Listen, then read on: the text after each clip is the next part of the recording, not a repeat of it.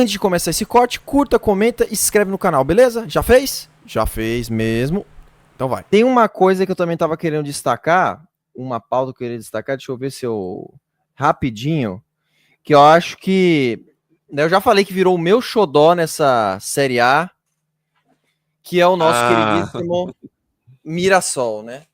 E, cara, eu acho legal falar um pouquinho, rapidinho, uma pincelada aqui de 5 minutos no Mirassol, desse treinador aí, Rafael Guanais. Treinador jovem, né? Eu tava vendo o histórico dele, né? Ele era auxiliar técnico, inclusive o Pedro acho que pode contribuir um pouquinho, né? Que ele era auxiliar do Cruzeiro, né? No início de carreira, até se efetivar como treinador, não com o Cruzeiro, mas no Novo Horizontino.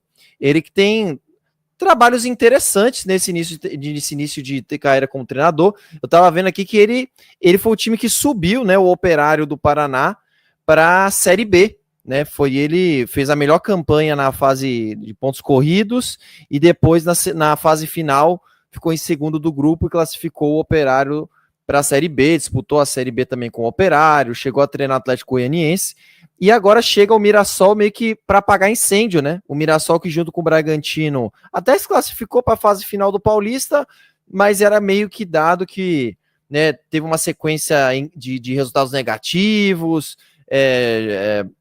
O Mirassol fez vários investimentos, trouxe vários medalhões aí para essa temporada. Mas assim, esse início de Campeonato Brasileiro, para mim é o time mais surpreendente desse início de Campeonato Brasileiro. Ah, mas, né, não tá, eu acho que tá lá em 14º, né, pegando aqui a tabela. O Mirassol agora, isso, 14º lugar, com 4 empates. Mas se a gente pegar os adversários e a perspectiva do que era, né, o Mirassol para esse início de ano, né, o Mirassol conseguiu arrancar empate com o Bahia na Fonte Nova, né, fazer um jogaço, inclusive. E isso é uma coisa interessante que eu quero destacar aqui. O Mirassol ele não vem se arrastando para conseguir esses pontos. Ele vem jogando bem. Eu ia falar muito bem, né? Talvez seja um pouco forte. Ó, o Igor Mendes mandou um abraço aí, ó. Abraço aí pro Igão. Forte abraço pro Igor. Igor que vai narrar o Notts County de novo, hein? Um bom filho a casa torna, diria o outro. Exatamente. Mas assim, o Mirassol fez uma partida, eu assisti a partida contra o Atlético Mineiro, e assim, por muito pouco não venceu o jogo. É óbvio que o Atlético Mineiro estava cansado no meio de semana, estava cheio de desfalques no jogo, jogadores cansados, mas mesmo assim, né, o Mirassol, ele atacou, ele foi para cima do Cruzeiro. Tá? Uhum. É um time que joga em transição direta, né? Então não precisa de muitos toques, transição rápida, né, da defesa para o ataque. Então não precisa de muitos toques para chegar na cara do gol. Tem um meio-campo eficiente que tá fazendo a bola chegar no setor de ataque. Tem o Reinaldo fazendo uma temporada surpreendente até aqui, né? Que o Carlos Júnior conhece bem o King Naldo. O Reinaldo, ele é jogador para Mirassol mesmo, assim, porque o Mirassol, o Reinaldo no Mirassol tá jogando muito, o Reinaldo na Ponte Preta jogou muito, o Reinaldo na Chapecoense jogou muito. Então é isso, é jogador para esse nível. Aí quando ele começa a se destacar nesses times, ele vai para um time, né, com mais camisa, e aí ele já se acha o King Naldo, né? E aí no São Paulo já decidiu jogos, como entregou outros, e aí no Grêmio é a mesma coisa. Tem uma falta lá que tá ele e o Soares, né, discutindo para quem vai cobrar, enfim. Aí ele se perde, pô. É isso, o King Naldo. É o famoso jogador de time médio, né?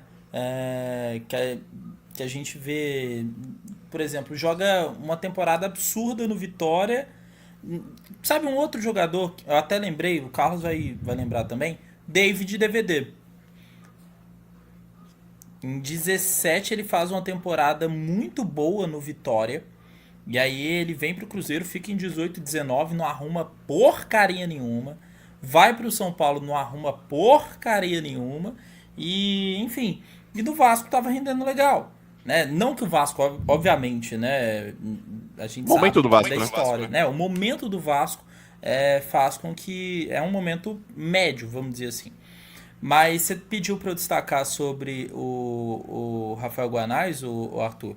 É um cara que tem muito. É um cara de muito potencial.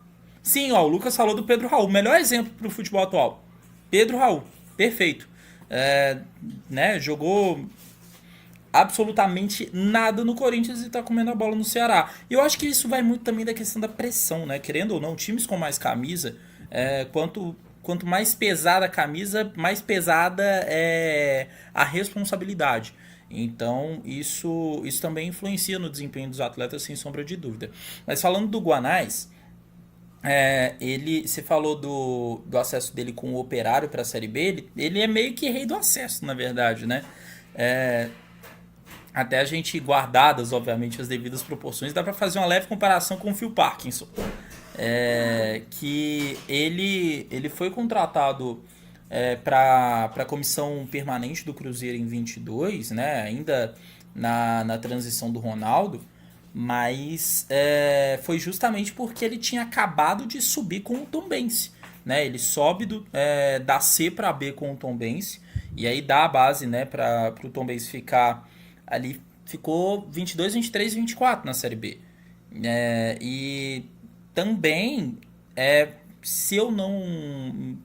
aí eu preciso pesquisar, mas ele também foi um dos responsáveis pelo vice-campeonato mineiro do Tombense em 2020, né? Ainda no meio da pandemia, mas ele faz um ótimo trabalho no Tombense, vem para essa comissão permanente do Ronaldo, ainda na época do Pesolano, né? Então a atuação dele era meio que indireta, tanto que eu confesso até não estava tão lembrado dele com o Cruzeiro por conta disso, mas tem feito um ótimo trabalho, e eu acho que nesse sentido o Mirassol acertou muito, por exemplo, em não ter mantido o Mozart, né? O Mozart que subiu com o Mirassol da B para A, mas comunicou o desligamento dele no fim da Série B. Por quê? Justamente por ter esse entendimento que o Mozart para a Série A já seria talvez um exagero, e de tentar fazer um equilíbrio ali das peças, não só dentro de campo, mas também na beira, né, na beira do campo, e tentar esse trabalho que vai indo bem até o momento, né? Você falou muito bem, Arthur, sobre os resultados, né, que o Mirassol vem tendo, né?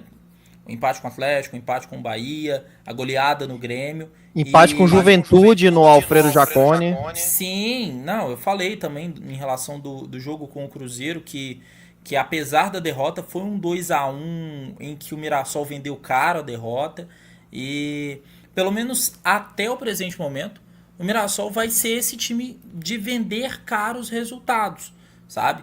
De não se entregar. E eu tava meio que de relance vendo o jogo ontem, né, o Mirassol e Atlético, e foi mais ou menos isso. O Mirassol tava vencendo até metade do segundo tempo, e aí toma, né, o empate e a virada, né, o pênalti lá do Hulk, e vai pro abafo e consegue o gol no último lance com o Reinaldo.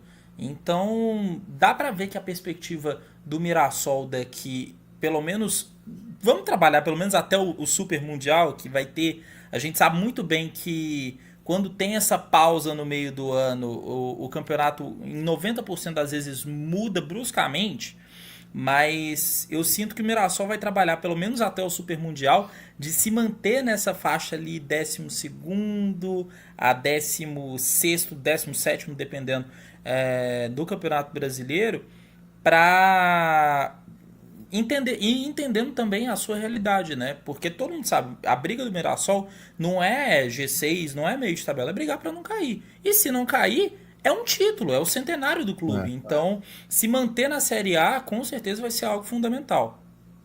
Absurdo, absurdo. Muito bem. Pedro aí trouxe aí mais informações, e informações importantes para complementar isso que a gente vem destacando. E só para concluir aqui o Mirassol, né? Eu baixei aqui várias estatísticas, e aí fica o Mário até... Aí, ó, o Mário falou, ó, Ceará que subiu agora, a briga é para não cair mesmo, né? Fica talvez ali na mesma seara do... Por mais que eu ainda, né, potencial de investimento e torcida e tudo mais, mando de campo, o Ceará é gigante, né, comparado com o Mirassol. Mas o Mirassol faz um alçapãozinho ali no Maião, né? Ontem contra o Atlético Mineiro, casa cheia. E tá aí ó, as estatísticas do jogo. 20 chutes. Isso que eu quero destacar, gente. Assistam jogos do Mirassol, porque tá muito divertido assistir esse time. Não é, sabe? Você assiste. Ontem eu tava assistindo Fluminense e Botafogo, cara, é um negócio que dá dor de cabeça, sabe? Porque mesmo tendo sido 2-0, foi um jogo assim, bem do mais ou menos, assim, jogo, né, assim, se você quer assistir, né, eu acho que, tirando o seu clube do coração que todo mundo vai assistir, você quer entretenimento, né, você quer um franco atirador, que nem o Thiagão trouxe, né, que o Mirassol é um franco atirador, e que atirador, né, o Mirassol ele meio que tá tirando de metralhadora alemã, né, os tiros saem meio de qualquer jeito, mas uma hora ele acerta. Então, assim, tá aí 20 chutes contra 17. Então, jogo muito movimentado, 6 em direção ao gol para cada lado. O Mirassol, todos os jogos, a característica com menos posse de bola, menos troca de passe, porque é um time mais incisivo, mais direto ao ponto, né?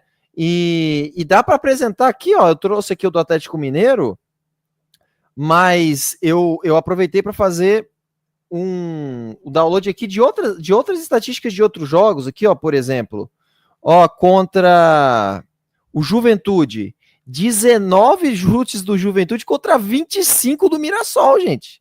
É muito volume de jogo. E nesse jogo o Mirassol teve mais posse de bola que o Juventude, né? O Juventude também é um time que gosta de entregar bastante também a bola pro adversário. Mas você pode, né, vocês pegando as estatísticas, claro que não é reflexo total do jogo, mas dá para você ter uma ideia do volume de jogo que esse time está imprimindo, né? Olha lá, contra o Cruzeiro no Mineirão, 16 chutes contra 8 do Cruzeiro, 6 no gol contra 2 do Cruzeiro, né? Então não é uma coincidência, né? Não joga só para se defender o que a gente poderia imaginar, né? Exatamente. Detalhe, os 2 chutes a gol do Cruzeiro foram os gols. Os gols. Exatamente. Não teve mais nada a direção ao gol o jogo todo. Contra o Fortaleza, que também gosta de jogar em transição, aí já teve 71% de posse de bola, que é 2 times que não gostam de ter tanta bola. Fortaleza ainda mais fora de casa aí, que fica no contra-ataque dentro. Tá aí 20 chutes contra 7, 5 no gol contra 3 do Fortaleza. E o mais interessante aqui, né?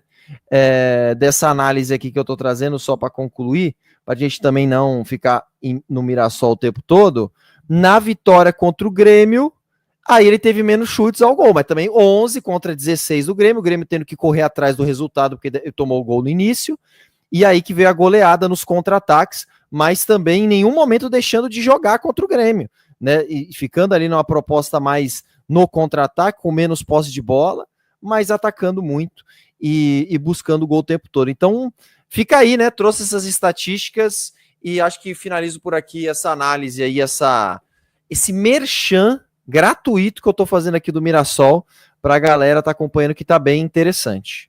A gente vai ter que ir lá, hein, Arthur? Quando você vier aqui para São Paulo, vamos ter que viajar 6 horas aí para assistir de perto esse Mirassol, hein? Eu falei pro Carlos Júnior, o Carlos Júnior tava meio, né, não tava botando muita fé, que, né, ia até São José do Rio, lá, São José do Rio, lado de Araçatuba, o Mirassol é longe pra caramba, mais um pouquinho a gente já tá no Mato Grosso do Sul.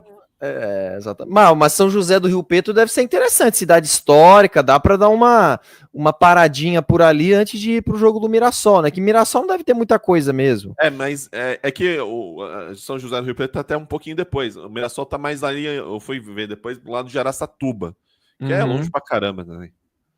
Mas um busãozinho, um ônibusinho, pega à noite, chega em Mirassol de manhã, não precisa nem dormir em Mirassol, vai lá, conhece a cidade, assiste o jogo e vai embora. A minha ideia é exatamente essa,